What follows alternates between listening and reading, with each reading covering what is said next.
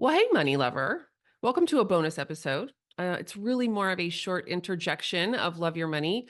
I don't do one of these every time some big event takes place. If I did, I'd rarely leave the mic, but I do find cause for chiming in when I can see something is sparking a lot of questions and curiosity and potentially even concerns amongst my clients and community.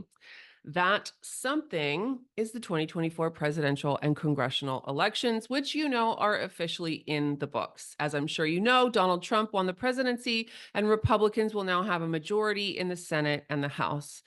This isn't the first time I've talked about the 2024 election. In fact, the first time was back in June before the election when I recorded a 15-minute episode titled Presidential Elections and Your Money. I'll link to it in the show notes here. And in that episode, I covered how geopolitical risks are already priced into markets, why the outcomes of elections, according to the data, don't impact the markets as much as you think, how to think about current stock valuations, and the importance of diversification, no matter who's in the Oval Office. I'm going to revisit a couple of those points today. And you can always go back and listen to the full episode at hendershotwealth.com/240, or just keep listening here. So now at this point, I've been running Hendershot Wealth for and through more than 5 presidential turnovers. So I've had the opportunity to exercise a lot of mental acuity in evaluating implications of potential policies. And I want you to know the platform promises we've heard from the incoming administration are just that, words and theories. They have not been put into policy yet. To discuss the implications would really just be talking about a future that hasn't arrived yet. That means the advice I would give you is, drum roll please, do nothing. Assuming you have a financial plan in place, including a well-constructed and diversified investment portfolio, stay the course of your financial plan until there's a policy to react to, and therefore action to take. And that really is the conversation I've been having with my team and clients for the last couple weeks. And it's the main takeaway of the conversation I want to have with you today. But here's the thing, whether or not the platform promises have come to fruition doesn't change how we feel about everything. And our feelings have so much to do with financial freedom and our general state of being. And there's still a conversation to have. And I decided to scrap all the policy review for now to talk about the human piece and how you might move through the days to come. So let's start here. One, whether you identify as red, blue, purple, or none of the above, we are all human. And if you're listening to this podcast, you're committed to creating financial freedom in your life. That's our common ground. And that's the ground we're standing on today and every day in the future. There's so much division and us versus them in the current landscape. And I want to focus on the places where we're the same. Two, you probably don't know this about me, but in my 20s, I went to work for public policy think tanks in Washington, D.C. and San Francisco. I was passionate about wanting to help design public policy that maximize social and economic mobility and disassembled frameworks that lead so clearly to corruption and malfeasance. I believed at that time that that was my calling. But after physically lobbying in the houses of Congress, meeting with legislative aides, writing and publishing political action reports, and attending political protests, I did not find myself looking at positive changes or impacts that improve people's lives. Instead, I saw a political machine that I couldn't get on board with, and I walked away. I absolutely wanted to create policy change. I wanted to help improve the well-being of others. I wanted to see a world where everyone has the opportunity to thrive. I still want to work toward and accomplish all those things. And I had to accept that I wasn't going to be able to make that happen from within the current system. It was a little like trying to empty the ocean with a bucket. Becoming someone who runs a company and leads a team whose impact I truly care about and having channeled that energy here, plus being the mom of a young girl who's had leukemia not once, but twice, has really helped me gain perspective. My resources, my love, passion, ambition, intentionality, and time are best put to their highest use here with my family, my clients, my friends, and you, my community. I used to say, Washington, D.C. chewed me up and spit me out. But what it really did was give me an education, and I appreciate that education now. I still occasionally refer to that time in my life, but now instead of the heartbreak I felt when I left policy work, I kind of laugh about it. It's part of the path that led me here. I have a life I love, and I very much love this country. So, again, when it comes to your money, I don't want you to act on campaign promises or potential policies. I want you to act on actions and legislation, which are at this time uncertain. If and when policies or legislation are enacted in the coming months and years regarding taxes, student debt, healthcare, interest rates, social security benefits, etc., my team and I will be here to demystify those policies and give you insight into what actions you can take. We're committed to staying educated about any legislative changes that impact your money, and we take that responsibility really seriously. But in this moment, none of those ideas have come to fruition. And I don't want you to waste time speculating because that's not a good game to play. What I do want to spend time on is first acknowledging that emotions are running high all around. I'm a big believer that you can't talk about money without talking about feelings. And this podcast is about you being happy, satisfied, fulfilled, and clear headed about your money. And between the media headlines, candidate antics, polarization of our political parties, and more, there's no shortage of feelings in the politics conversation. I do have other episodes that go deep into the feels, like episode 255 with Jess Robson, but the truth is, a good portion of my big picture message to you is and always will be that feelings, when it comes to investing for the purpose of building wealth, will too often lead you astray. And that's true for all of us, including me and my team of investment professionals. And it's true for you and the people you care about. So the focus of today is to acknowledge the feelings and to invite and encourage you to just stay the course of your investment and financial plans. Of course, I would be remiss in glossing over the emotional herd of elephants that's listening to the podcast with us. The feels, whether they're anxiety or excitement or upset or hope, are real because your body and brain can't tell the difference between a real or a perceived event. That means whether you're scared of a platform promise or eager to see things change, you're having feelings about it. And remember that there's a difference between political messaging and enacted policy. A lot of people are reacting to the politics in the moment, even though the policies aren't real yet. I'm not saying that we should all be waiting on the edge of our seats, ready to jump into action the moment is a new policy is enacted, because that really isn't the case either. What I am saying and counseling my clients and you to do is take a breath, wait, and we'll see. I absolutely understand why you'd be feeling a little uneasy about the political changes coming in January or the public reaction to those changes and your hard earned savings. Anxiety and money don't go well together, though. That's why I'm here to help demystify how elections impact the markets and give you some strategies to protect your portfolio in these uncertain times, regardless of your political affiliation. Now, let's review some of the insights I shared in episode 240, which are timeless, evidence-based practices you can adopt to safeguard your wealth through the inevitable market ups and downs, whether they're the result of a presidential election, global pandemic, or unexpected life event. Let's start by talking about geopolitical risks. The term geopolitical risks refers to how global events like wars, elections, and economic sanctions impact financial markets. I've heard from many people who are terrified of post-election violence, increased wars, and massive stock market drawdowns resulting from Trump potentially not fulfilling on campaign promises or whatever else may come. But these are all unplaceable bets. My main message here is that, counterintuitive though it is, geopolitical risks, like the ones we're feeling now, are already priced into markets. What that means is that to the extent the global community of investors, who are very smart collectively, is pessimistic about things, events, likely happenings, relevant stock prices have already fallen. To the extent that global community of investors is optimistic about such things, stock prices have already risen. In other words, what's coming up on deck are not new scenarios. It's not different this time. Our markets have seen world wars, regional conflicts, political upheavals, and those markets have continuously evolved to factor those events into pricing. So, what does that mean to you?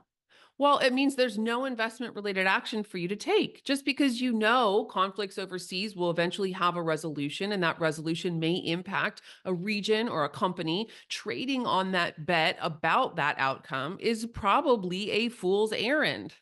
I'm not saying it's not intuitive. I get that part. And I'm not saying you're not going to hear from the media that you should do it. You likely will hear those things. But I'm here as your voice of reason to remind you that markets price in known events, upcoming events, yes, events that haven't happened yet, but events we know are on deck or likely to happen. And they do that instantaneously.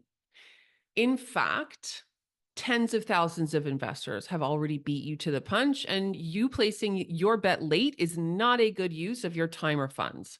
That's the nature of what we call efficiently priced markets. You've heard the phrase the stock market is efficient. That's what that means. The bad news is you can't trade on your hunches. The good news is you can't trade on your hunches. And this lesson that global investor sentiment is priced into your stock portfolio almost instantaneously is applicable to so many aspects of investing, including everything that companies have already been projecting they'll put into the market next year, the year after, new trends, products, and technologies, right? Companies we already know are coming online but aren't here yet. Companies that seem like they have a technology that will be disruptive. Those events, those facts have already been traded on. And yes, even presidential elections. Historically, markets are surprisingly and shockingly resilient. Well, actually, they're predictably resilient because they bounce back after every global event that's happened. That's right. World wars, the dot-com bust, the Great Recession, COVID, and many, many, many more. Markets adjust and recover from shocks over time. That's because stock market prices are driven by 1,000 different forces, not just the ones you read about or the ones that seem front and center right now. Again, stock prices are forward looking and risks are priced in long before we have time to read about them in the headlines and react on your stock trading platform. So when you hear news that makes you think the sky is falling, remember the investment markets already know. But here's a question to ponder. Setting aside the buzz around the election and the incoming administration, are you comfortable with this historical swings in your own portfolio? This is really the vital question because if the answer is no, you might be in for a stressful time no matter what's to come in the months ahead. If you're feeling uncertain, it might be a good time to schedule a conversation with a comprehensive, holistic fiduciary financial advisor. Together, what you can do with that person is review the overall risk profile of your portfolio. If you're not comfortable with swings in your portfolio, you might want to decrease your exposure, which is a way of saying how much you're invested in, to stocks. Of course, you do have to remember that rewards, meaning returns, follow risks. In other words, the more risk you take, the more reward you're probably set up to capture. Returns follow risk. So you can't achieve the highest long-term expected returns without an exposure to stocks. I find that the vast majority of my clients get comfortable with staying the course after experiencing a full market cycle together. So we go from where it is to a down market, maybe a bear market, right? Down 10, 20%, and then it comes back up. So they suffer through all those emotions of going down, and then they listen to our messaging as it goes down and as it comes back up, and they realize they're still whole, and then they're pretty good. They've got their what I call your investing sea legs. Sometimes it takes 2 cycles, but you get it. It's a lot like going to the gym to build muscle. You lift, and the next day you hurt. That's the pain of having broken down your muscle cells, and it's akin to the pain of watching your stock portfolio occasionally dip. Muscle pain is not why you go to the gym, but it's a part of the process because within a few days, that pain goes away and the new, bigger, prettier, toned muscles show up. In the stock market, maybe it takes a little bit more time than muscles, but eventually those dips turn into peaks that exceed previous account balances. And now that you've gotten comfortable with that cycle, the next time it happens, You just don't have to be as anxious. All right. So, what does the data say about what happens in the stock market around the time of presidential elections? Well, research from the Ken French Data Library, which includes decades of US stock return data, shows us that there's no consistent pattern of stock market performance following a presidential election. We have absolutely no historical evidence that the market can be expected to react in any particular way, whether it's a Democrat or a Republican that takes office. The stock market is actually far more driven by broader economic policies and global market conditions than who sits in the Oval Office, despite what that person would, I'm sure, like you to think. When I recorded episode 240 in June, I mentioned that there are people out there who were afraid of what would happen to the markets post election. And as a result, they may be tempted to pull out their investments and hold cash in anticipation of a negative market event. And there are plenty of investors who did exactly that. I even had some of my clients reach out about doing that. I'm happy to say they did not. But do you know what actually happened? The S&P 500 went from around 5,700 on November 4th to 6,000, just above 6,000 on November 11th. That's a 5% jump. And those people missed out on that. And that's real dollars. The reality is that all the pre-election fears were already priced into the index. And then the new information, the election results, created new price signals that drove values up. This is a really great way to evidence the fact that markets are anticipatory. They're forward looking, which means they react to expectations about how these policies will play out in the long run, often before the policies are implemented. I know that might take a minute to really wrap your brain around because it's not what the candidates say. It's not what the media says. And it's often not what Wall Street says. But that is the evidence based truth. And the appropriate, prudent, and justified kinds of tactics and actions we'll recommend you take when these policies evolve into laws in 2025 and beyond most likely look like making changes in your tax deferrals into your company 401k. You might pay more or less income tax on a particular type of income, be that ordinary income or capital gains. You might get more childcare tax credit, which your tax preparer would help you implement on your tax return after the end of 25. You might make changes in your estate plans because of new changes in the estate planning laws. You might choose to gift money to people while you're alive versus leaving it in an inheritance based on new tax changes. You might donate money to charities to increase taxable deductions if they repeal the SALT limitations. It's almost never to make investment changes, okay? So there's certain kinds of actions that are reasonable and make sense after a law gets passed, and those actions are almost never run out and trade your stocks. I do believe that one of the biggest long-term economic challenges is the government's growing size. As you probably know, our elected officials in Washington have overspent for almost the entire history of the country. At this point, according to thebalancedmoney.com, our national debt is now 122% of GDP. We owe more than we earn. And with interest rates increasing, servicing that debt is an increasing burden as well. And if debt isn't good in your finances, and you know it's not, of course, it's not good in our public finances because it's likely to lead to slower economic growth. Globally speaking, though, the US is better positioned than most developed countries and should be more resilient to financial risks. That said, I don't recommend having all your investments in the US. You probably want to diversify globally. That's not an individual stock recommendation, but as an investor, I recommend that rather than thinking about political and economic risks, you keep your attention on how a company's stock price compares to the earnings it generates. In other words, how expensive is that company compared to what it's actually producing for you? Currently, if you make that comparison in a US stock market, what we know is that US stocks are pretty expensive for the earnings they generate. US stocks have had more than a handful of banner years, and you wouldn't run out and buy something for your home or your wardrobe if you knew the store was charging twice its retail value. But for some reason, people like to do that with stocks. I always say stocks are the only thing Americans don't like to buy on sale. But the good news here is that international stocks and emerging market stocks are relatively close to historical valuation levels. In other words, buy the thing at the retail price or below it, please. Even in the US stock market, while large company stocks are priced high, smaller and more value oriented companies have valuations closer to historical averages, which could offer more attractive opportunities to buy. The message here is that it's important to diversify and avoid the temptation to chase the highest returns of last quarter.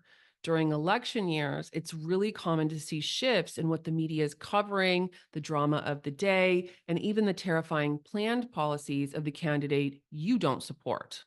By diversifying your portfolio across different sectors, geographical regions, and asset classes, including stocks and bonds, you can buffer against these potentially negative outcomes. For my clients, we hold, as I've mentioned before on this show, a broad mix in their portfolios. We hold international stocks, small and large stocks, and high credit quality bonds. They even have some real estate investment trusts, REITs, thrown in there. And research indicates that this diversification can provide a more stable growth trajectory. Diversification, and the concept of diversification, doesn't just include buying lots of different things, it also includes time diversification. In other words, being invested in this time period, the next time period, and the ones after that. It's important to remember investing is a long term game. Market dips and swings seem smoother if you take a big picture view. So keep that long term perspective. That really is crucial, especially during election cycles, which heighten emotional reactions. The basic moral of the story is don't worry, diversify. And remember, no one can predict the future, not a politician, not the media, but being informed and prepared can help you navigate through it with confidence.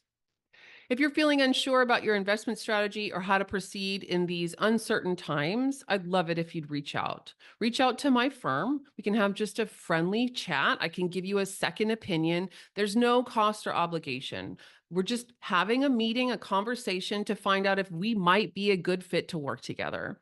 You can just fill out my contact form at hendershotwealth.com/contact. That's hendershotwealth.com/contact. And finally, if you have questions or there's something you want us to cover in a future episode, we're always listening and we always provide expertise and reason where we can. Email us at hello@hendershotwealth.com. I'm eager to hear from you. Until next time, keep your investments smart and your future brighter.